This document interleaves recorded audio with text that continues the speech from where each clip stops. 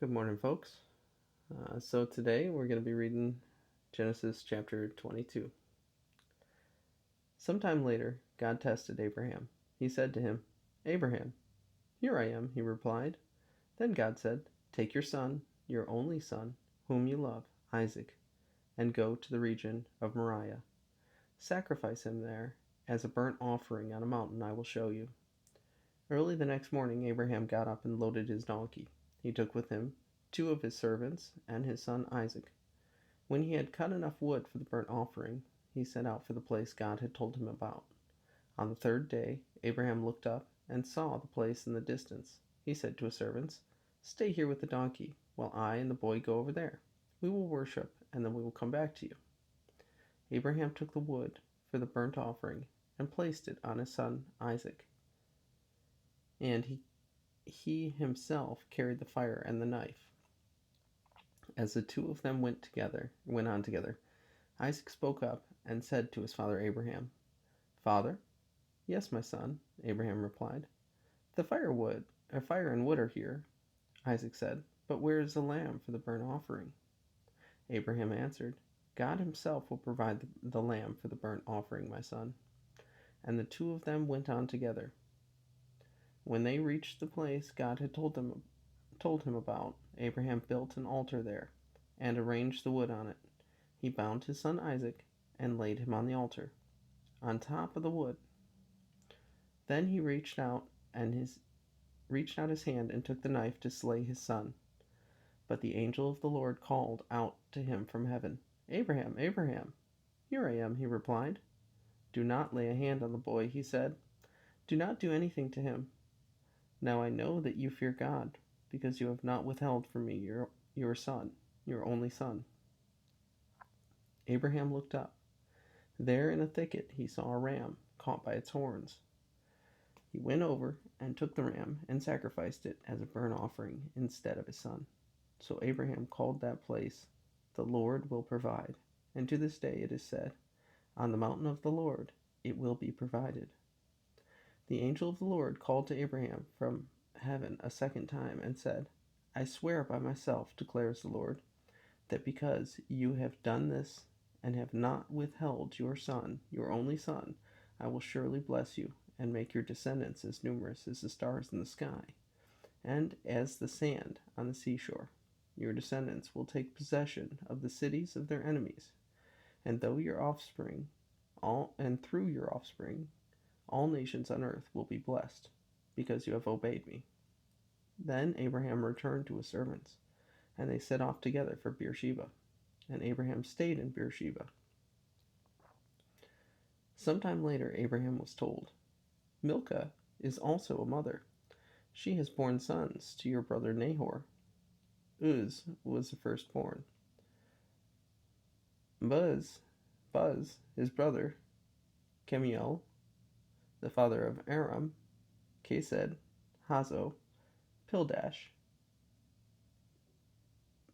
Jidlaph, and Bethuel. Bethuel became the father of Rebekah. Milcah bore these 8 sons to Abraham's brother Nahor. His concubine, whose name was Reumah, also had sons: Teba, Gaham, Tahesh, and Maacah. Those names are tough.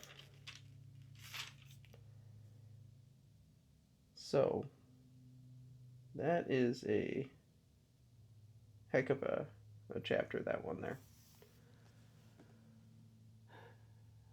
So, this, when I was younger, really bothered me, this story. And I think when you're a kid, too, you can't help but identify with Isaac and kind of be a little freaked out about this story and wonder, would my parents do that? um, but, looking at it today, I think about it and I think we're told that this is a test, right? So what is being tested? Well, Abraham's faithfulness. In what way? Well, it's Abraham's willingness to sacrifice the thing that God promised him, kind of in a way to show that he loves God more than the things God provides.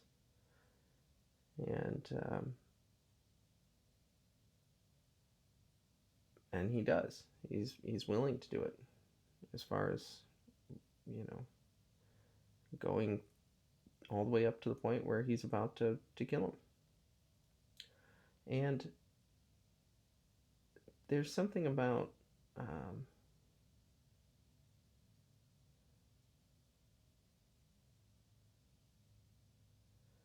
the firstborn being representative of the future um, that I run into a lot in the Bible. At least the last time that I went through it, and just listening to it mostly through audiobook, through the Bible app, I noticed that there was this pattern of the firstborn son representing the future, either for a nation or a person, usually for a nation, but also kind of in our own lives, and how that can be kind of, enacted in our own experience, reenacted in our experience. In the Bible, in a lot of places, it refers to God as the Lord of hosts, right? And what is a host? Well, I think in the Bible it refers to people who are rulers of armies and nations, kind of generals, or something of the sort like that. But also, if we just think about host, think about a host and a parasite, the way we would think about it, today. A host is that organism that other thing dwells within or lives upon. The host is required for the other thing to be hosted. And when Paul goes on to say that we don't do battle with flesh and blood, but with principalities, I think that's kind of what he's referring to. There's kind of a way in which you can read this as all parts of yourself, spirits of the qualities of these different people competing within you to be made manifest in your life. And sometimes the good win out, and sometimes we fall and we give in, and it's the not so good characters that we look like from the Bible. But the spirits of all of these people, all the different ways that we can respond to life, are kind of here. And this kind of gives us a little bit of a blueprint for how we might respond in certain situations, and who we can try to emulate, and what we can expect that to look like in our lives. And so that was kind of a divergent, winding path here. But there's a way in which that we can recapitulate this story with Abraham in our own lives when God gives us gifts, when God makes good on promises in our lives. Do we hold fast? Do we worship with the same degree of enthusiasm as we did when we were down in the dumps and we were crying out to God for help? So it's really easy to lose those things. It's really easy to lose that. I know in my life, I've taken many things for granted. And you would think it would be easier to worship God when things are going good. But sometimes that's the hardest time, because so much of what we do is born of need. And when you don't have that need, it's easy to lean on yourself.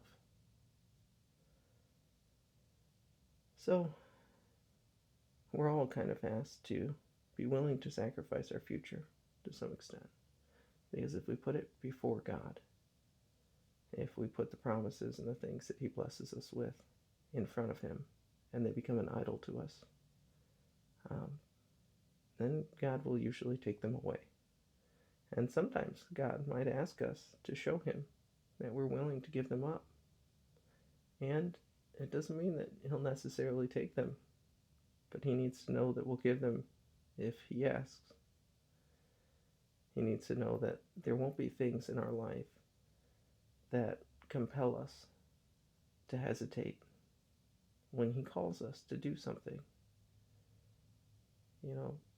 Let no one return, let he who is in the field not even return for a coat, as Jesus says. We have to be willing not to have anything we need to lean on for comfort that might cause us to not fulfill God's directives when He moves in our lives and when the Holy Spirit guides us to do something. It's important that we don't have hang-ups with things. So I think that's what this story is about to some extent. And it also is just about the future. I mean, this is the covenant and the Israelites. And certainly under the law, they're doomed. They can't make good on the law. And surely they should be sacrificed for their sins. But God is going to provide a different sacrifice